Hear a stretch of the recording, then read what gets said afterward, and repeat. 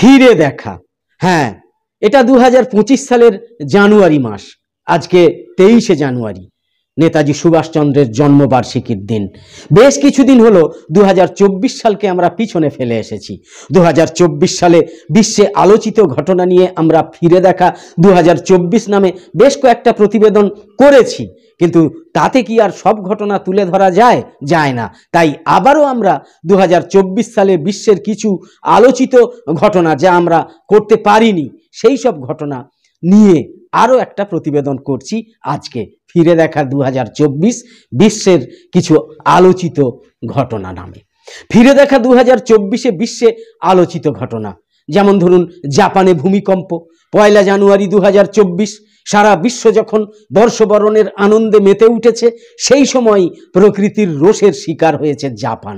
বছরের প্রথম দিনেই 7.6 মাত্রার ভূমিকম্পে কেঁপে উঠেছিল উদীয়মান সূর্যের দেশ। আঘাত এনেছিল সুনামিও। প্রাকৃতিক বিপর্যয়ে প্রাণ হারিয়েছেন শতাধিক মানুষ, বহু সম্পত্তির ক্ষয়ক্ষতিও হয়েছে।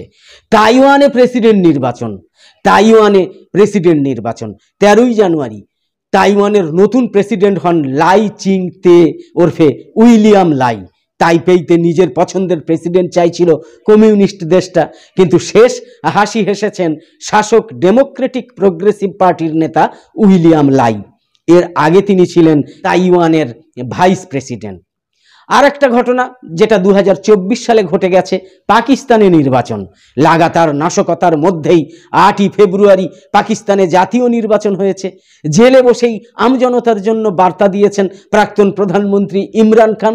ভোটের ফল প্রকাশের পর দেখা যায় দ্বিতীয় স্থানে রয়েছে শাহবাজ শরীফের দল পাকিস্তান মুসলিম লীগ নওয়াজ PMLN। সবচেয়ে বেশি আসনে জয় পান ইমরানের দল পিটিআই, কিন্তু সংখ্যাগরিষ্ঠতা না থাকার কারণে পিটিআই সরকার গঠন করতে পারেনি।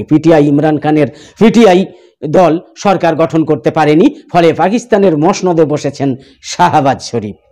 আর একটা ঘটনা 2024-এর, হাইতিতে হাহাকার, চরম অরাজকতাতে জেরবার ক্যারিবিয়ান দ্বীপপুঞ্জের দেশ হাইতি। মাফিয়াদের তাণ্ডবে জীবন বিপন্ন একেবারে সাধারণ মানুষের। 15ই মার্চ রাজধানীর 80% দখল করে নেয় মাফিয়ারা। ইস্তফা দিয়ে দেশ থেকে পালিয়ে যান প্রধানমন্ত্রী এরিয়াল হেনরি। একাধিক শহরে কারাগার ভেঙে অপরাধীদের বেরও করে দেওয়া হয়। এমনকি প্রধানমন্ত্রী যাতে আর সুরক্ষিতভাবে দেশে ফিরতে না পারেন, তার জন্য হাইতির প্রধান বিমানবন্দরের নিয়ন্ত্রণও নিজেদের হাতে নিয়েছে তারা। ওই সময় 2024 সালে 2024 সালেই আমরা দেখেছি রাশিয়ায় নির্বাচন। 17ই মার্চ, গত বছরের 17ই মার্চ রাশিয়ায় প্রেসিডেন্ট নির্বাচন হয়েছে।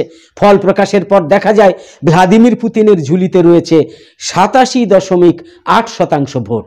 ফলে বিপুল জনসমর্থন পেয়ে ফের রাশিয়ার মসনদে বসেছেন ভ্লাদিমির পুতিন। টানা 5 বার প্রেসিডেন্ট হিসাবে শপথ নিয়েছেন তিনি। 1999 সাল থেকে রাশিয়ার মসনদে রয়েছেন ভ্লাদিমির পুতিন। 2024 সালের গুরুত্বপূর্ণ ঘটনার মধ্যে রয়েছে ইরান ইসরায়েল সংঘাত। 1 এপ্রিল সিরিয়ার দামেস্কে ইরানের দূতাবাসে ক্ষেপণাস্ত্র হামলা হয়। প্রাণ হারান অন্তত 13 জন। মৃতদের মধ্যে ছিলেন 3 জন ইরানি সেনা কর্মকর্তাও। এই হামলার পিছনে ইসরায়েলকে দায়ী করে তেহরান। লাগাতার সতর্কবার্তার পর 13ই এপ্রিল, গত বছরের 13ই এপ্রিল ইসরায়েলে একের পর এক মিসাইল ছোঁড়ে ইরান। 19 এপ্রিল ইসলামিক দেশটাকে পাল্টা মার দেয় ইসরায়েলি ডিফেন্স ফোর্সেস, যাকে বলে IDF। তীব্র বিস্ফোরণে কেঁপে ওঠে ইরানের একাধিক শহর, যদিও ইরান কিছুই ক্ষয়ক্ষতি হয়নি বলে জানায়।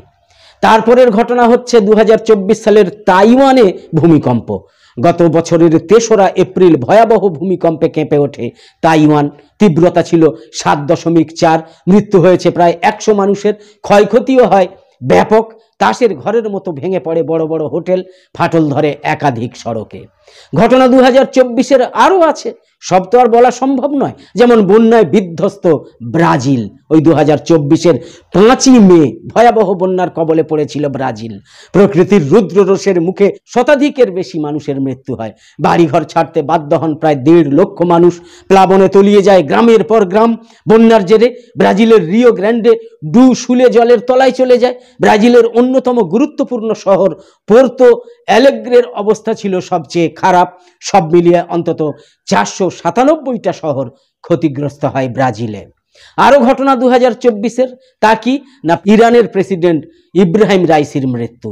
19 মে কপ্টার দুর্ঘটনায় মৃত্যুবরণ করেন ইরানের প্রেসিডেন্ট ইব্রাহিম রাইসি।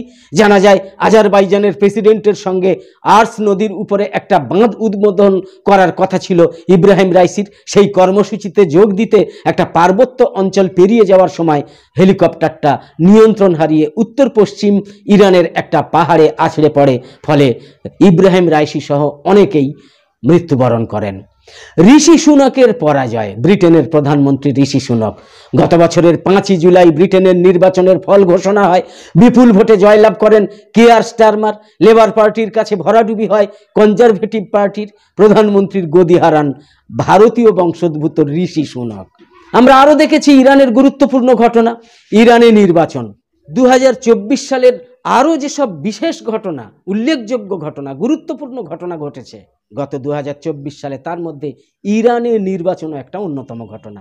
ইব্রাহিম রাইসির আকস্মিক মৃত্যুর পর নির্বাচন হয়েছে ইরানে।